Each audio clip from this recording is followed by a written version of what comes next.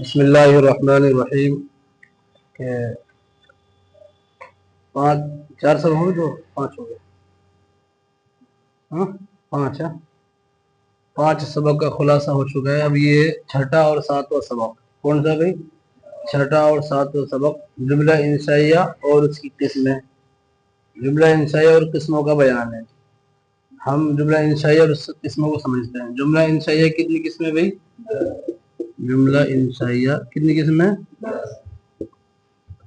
کون کون سی؟ امر، نہیں، استفہام، تمنی، ترجی، مفعول، ندا، عرض، قسم. ہو گیا نا؟ تو جملہ انشائیہ کی 10 قسمیں ہیں.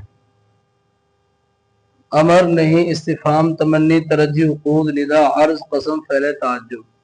ہم پہلے سمجھتے ہیں جملہ انشائیہ کسے کہتے ہیں. جملہ انشائیہ کہا جاتا ہے جملہ انشائیہ وہ جملہ ہے جس کے کہنے والے کو سچا جھوٹا نہیں کہا جا سکتا. جیسے کسی نے کہا اضرب زیدن، اضرب تو زید کو مار. مثلا میں آپ سے کہوں اضرب زیدن، اضرب زیدن، تو اس میں سچا جھوٹا کہا جا سکتا. آپ مجھے یہ کہہ سکتے بھائی آپ جھوٹ بول رہے ہو. آپ یہ کہہ سکتے آپ سچی ہوتا ہے وہ. اس لیے کہ جملہ انشائیہ کی جو 10 قسم ہے سب کے اندر طلب ہوتی ہے اور طلب میں سچ یا جھوٹ کا امکان نہیں ہوتا بلکہ سچ ہی ہوتا ہے وہ. تو جیسے یہ ہے اسی طریقے سے اور مثال لے لو آپ. لا تضرب زیدن، لا تضرب کیا ترجمہ؟ تو زید کو مت مار، تو زید کو مت مار. اس میں سچا جھوٹا کہہ سکتے ہیں. کیوں؟ اس لیے کہ یہاں پر امکان ہی نہیں ہے. اسی طریقے سے آپ دوسری مثال لے لو. لا تدخل، لا تدخل فی المسجد، کیا ہے؟ تو مسجد میں داخل مت ہو. یہ جملہ انشائیہ جملہ خبریہ ہے. تو بہرحال جملہ انشائیہ کہا جاتا ہے جس کے کہنے والے کو سچا جھوٹا نہیں کہا جا سکتا. اس کو جملہ انشائیہ کہتے ہیں. جیسے ہم چند مثالیں دی. جملہ انشائیہ کی 10 قسمیں ہیں. کتنے قسمیں؟ جملہ انشائیہ کی 10 قسمیں ہیں. ہم ہر ایک کی مختصر سی اور خلاصے کے طور پر وضاحت بیان کرتے ہیں. امر ہے. مثلا پہلی کیا ہے؟ امر. امر کسے کہتے ہیں؟ جس میں کسی کام کے کرنے کا حکم ہو، کسی کام کے کرنے کا حکم ہو یا کسی کام کے کرنے کی طلب ہو. ایک ہی بات ہے. تو جیسے مثلا یہ کہا جائے تو کھڑا ہو جا، اس میں کھڑے ہونے کی طلب ہے. یا تو پانی لے کر آ، اس میں پانی لانے کا حکم ہے. آپ مسجد میں داخل ہو جاؤ، اس میں کیا داخل ہونے کا حکم ہے. بہرحال امر کہتے ہیں جس میں کسی کام کے کرنے کا حکم ہو یا ہونے کا حکم ہو یا کسی کام کرنے کی طلب ہو. جیسے اضرب، جیسے کیا ترجمہ؟ تو مار. تو اس میں مارنے کی طلب ہے، مارنے کا حکم ہے. اسی طریقے سے ادخل کیا ہے؟ کیا ترجمہ؟ تو داخل ہو. اجلس کیا ترجمہ؟ تو بیٹھ. بہرحال تو امر کہتے ہیں جس میں کسی کام کے کرنے کا حکم ہو، جس میں کسی کام کے کرنے کا خبر نہیں، کیا ہونا چاہیے؟ حکم ہونا چاہیے. اس کے برخلاف آپ نے یہ فعل دیکھا ہوگا ضربا، کیا ترجمہ؟ اسے ایک مرد نے مارا. تو آپ اس کو جملہ انشائیہ کہہ سکتے ہیں. کیوں؟ اس لیے کہ اس میں سچ جھوٹا کہنے کا امکان ہے. اور اس کے برخلاف جو کہا جائے اضرب تو مار، تو یہ کیا جملہ انشائیہ ہے. جملہ انشائیہ کی 10 قسموں میں کون سی ہے؟ امر. امر کی مثال کیا بنے گی؟ ادخل. کیا ہے؟ ادخل. آئی سمجھ میں؟ تو داخل ہو. کیا ہے؟ داخل ہو. اسی طرح جس طریقے سے امر ہے، امر کی ضد میں نہیں کو بیان کیا جاتا ہے. کس کو بیان کیا جاتا ہے؟ نہیں. نہیں کہا جاتا جس میں کسی کام کا نہ کرنے یا نہ ہونے کی طلب ہو. کیا ہو؟ امر میں ہوتا ہے جس میں کسی کام کرنے یا ہونے کی طلب ہو، اور نہیں میں جس میں کسی کام کو نہ کرنے یا نہ ہونے کی طلب ہو. جیسے مت مار، مت کھڑا ہو. جیسے لا تضرب، لا کیا ترجمہ؟ لا تدخل کیا ترجمہ؟ لا تجلس کیا ترجمہ؟ بہرحال ٹھیک ہے. تو جس میں کسی کام کا نہ کرنے، نہ ہونے کا حکم ہو، نہ ہونے کی طلب ہو، کیا بولتے ہیں؟ نہیں. آگے سن میں کیا مثال ہے اس کی؟ لا تدخل، لا تو داخل مت ہو۔ استفہام، استفہام کی تعریف کیا پڑھی آپ حضرات نے؟ استفہام جس میں کسی نامعلوم شے کے متعلق سوال کیا جائے، نامعلوم شے کی معرفت کو طلب کیا جائے۔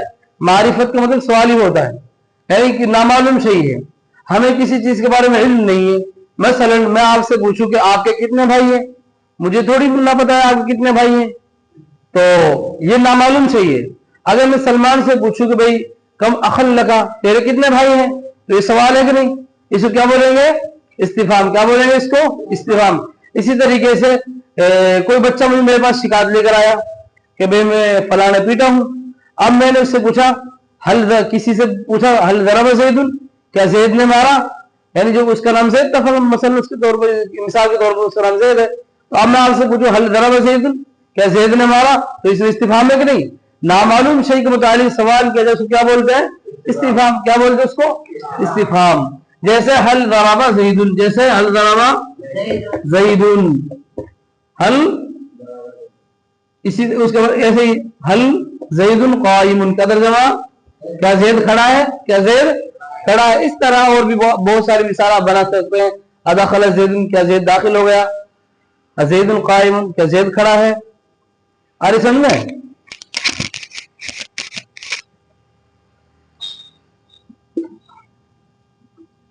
حل ضرب زید، ہاں، تو تینوں قسم سمجھ گئے۔ اب آ جاؤ چوتھی قسم پر، تمنی۔ تمنی کہا جاتا ہے جس میں کسی محبوب شے کی حصول کی امید کی جائے۔ کیا جائے؟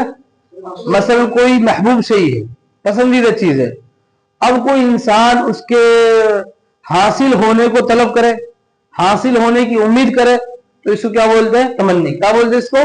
تمنی۔ مثلا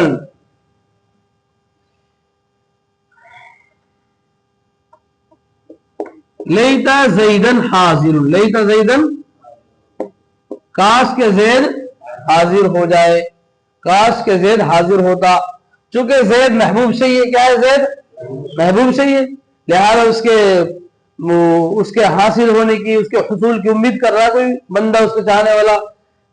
لیتا زیدن حاضر، لیتا، اسی طریقے سے آپ بہت ساری مثال بنا سکتے ہیں۔ لیتا شباب تعود، کاش کے جوانی لوٹ آئے، کاش کے جوانی لوٹ آئے۔ اسی طریقے سے آپ بہت ساری مثال آپ بنا سکتے ہیں، کاش کے یہ ہو جائے، کاش کے مجھے سبق یاد ہو جائے، کاش کے میرے والد صاحب آ جائیں ملنے، کاش کے میں حج پر چلا جاؤں، کاش کے میں عمرہ کر لوں۔ یہ ساری جتنی بھی چیزیں ہوتی ہیں اس کو کیا بولتے ہیں؟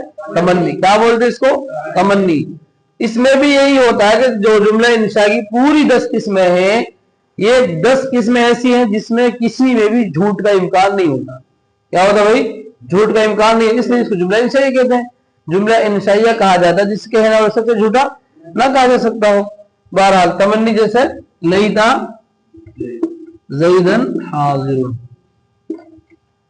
ترجی، ترجی کے اندر بھی یہی ہوتا ہے، لیکن فرق دونوں میں کچھ فرق ہے۔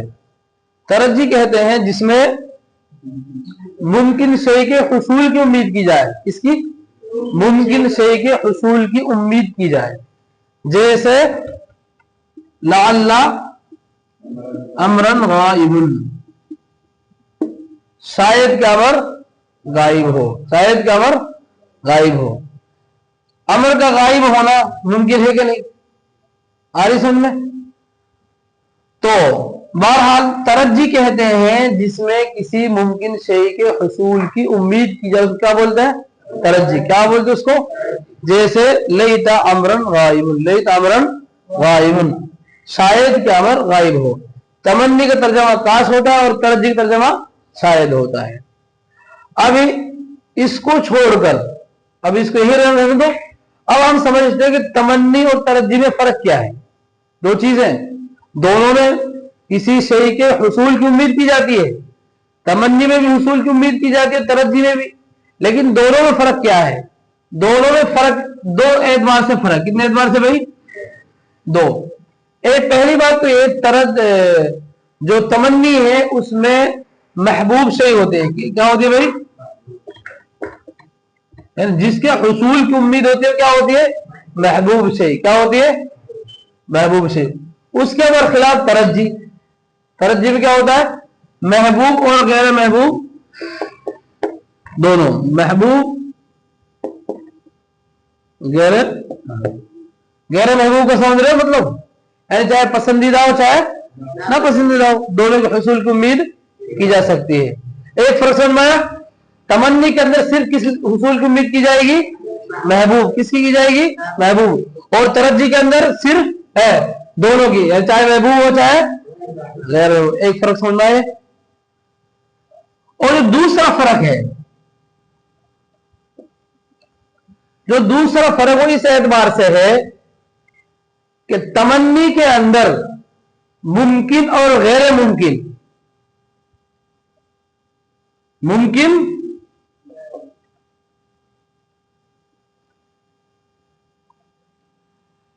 ممکن اور غیر ممکن کے حصول کی امید کی جا سکتی ہے. یعنی آپ تمنی کے اندر جس چیز کے حصول کو چاہ رہے ہیں, چاہے وہ ممکن ہو چاہے ناممکن ہو, یعنی اس کا حاصل ہونا ہمارے بس میں ہو, ہماری طاقت میں ہو یا نہ ہو, دونوں کی امید کی جا سکتی, دونوں کی امید کی جا. اس کے برخلاف ترجی کے اندر صرف کس کی امید کی جاتی ہے؟ ممکن شے. کس کی جاتی ہے؟ ممکن شے کی. تو بہرحال فرق سمجھ میں آیا؟ ترجی اور تمنی کے اندر دو اعتبار سے فرق ہے. پہلا فرق یہ, تمنی کے اندر صرف کس وقت کیسی چیز کی امید کی جاتی ہے؟ محبوب. اور ترجی کے اندر محبوب اور غیر دونوں کی. اور دوسرا فرق کیا ہے؟ تمنی کے اندر ممکن اور غیر ممکن دونوں چیز, اور ترجی کے اندر صرف. اب آپ بتائیں اس مثال میں, لیتا زیدن حاضر, لیتا زیدن حاضر, کاش کے زید حاضر ہو جائے, یہ محبوب ہے کہ نہیں؟ محبوب کی جاتی ہے بس. اور دوسری بات ہے ممکن اور غیر ممکن, یہ ممکن بھی ہے, کاش کے زید حاضر ہونا ممکن ہے. اسی طریقے سے ترجی, لعل امر غائب, ترجی کے اندر کیا ضروری ہے؟ محبوب اور غیر محبوب دونوں کی امید کی جاتی ہے. لعل امر غائب, شاید کہ امر غائب ہو, محبوب غیر محبوب کوئی مسئلہ ہی نہیں ہے. کیسی ہونی چاہیے؟ صرف ممکن. امر کا غائب ہونا ممکن ہے کہ نہیں ہے؟ اس کے برخلاف اب ہم اس کے علاوہ اور مثال دیتے ہیں. لعل ایام الشباب تعود, کیا ترجمہ؟ کاش کے زمانے کے ایام. اب آپ بتائیے یہ جملہ صحیح ہے غلط ہے؟ یہ جملہ صحیح ہے غلط ہے؟ یہ لعل ایام الشباب تعود, یہ جملہ صحیح ہے غلط ہے؟ کیوں غلط ہے؟ لعل آتا ہے کس چیز کی حصول امید کے لیے؟ ممکن. یہ ایام الشباب تعود ممکن ہے غیر ممکن ہے؟ جوانی کے ایام لوٹ سکتے کبھی؟ لوٹ سکتے کبھی؟ تو اس کے لیے یہاں پر کیا استعمال ہونا چاہیے؟ کیا ہونا چاہیے؟ نہیں تھا. کیا ہونا چاہیے؟ سمجھ میں آئی بات؟ تو تمنی اور ترجی میں فرق دو اعتبار سے ہے. پہلا فرق اس اعتبار سے ہے کہ تمنی کے اندر محبوب شے کی امید کی جاتی ہے, اس کے برخلاف ترجی کے اندر محبوب اور غیر محبوب دونوں کے حصول کی امید کی جاتی ہے. اور دوسرا فرق اس اعتبار سے ہے, تمنی کے اندر ممکن اور غیر ممکن دونوں چیزوں کی امید کی جا سکتی ہے, اور ترجی کے اندر صرف ممکن شے کی امید کی جائے گی, صرف. اب آسان الفاظ ہم یہ کہہ سکتے ہیں کہ دونوں کے اندر دو ایک چیز تو ایسی ہے جو ممکن, جیسے یہاں پر محبوب غیر محبوب دونوں چلتا ہے, اور اس میں ممکن اور غیر ممکن دونوں چلتا ہے. آگے سمجھ میں؟ بہرحال تو یہ تمنی اور ترجی کے اندر فرق ہے. اگر کہیں کوئی جملہ ایسا مل جائے لعل ناممکن صحیح ہے, کیا ہے؟ ناممکن صحیح ہے, اس کے لیے آپ لعل استعمال نہیں کر سکتے, لعل استعمال نہیں کر سکتے. آگے سمجھ, اس کے لیے لعل استعمال نہیں کر سکتے. مثلا کوئی انسان یہ کہے کہ کاش کے میری, وہ یہ کہے لعل استعمال کرے شاید کہ میری ماں سے میرا نکاح ہو جائے, یہ ممکن ہے؟ ممکن ہے؟ نہیں ہو سکتا. تو آپ اس کے لیے لعل استعمال نہیں کر سکتے, اس لیے کہ لعل کا استعمال وہی ہوگا جہاں جو چیز ممکن ہوگی, جہاں جو چیز ممکن ہوگی. بہرحال اگر ممکن صحیح ہے تو اس کے حصول کے لیے لعل استعمال کریں گے, اور اگر ممکن غیر ممکن چاہو لیکن محبوب ہونی چاہیے اس کے لیے آپ لیتا استعمال کریں گے. یہ تمنی اور ترجی کے اندر فرق ہے. بہرحال 6 قسم ہو گئی ہیں اور انشاءاللہ بعد میں سمجھا دیں گے. ٹائم ہو چکا ہے, ہوگا ٹائم.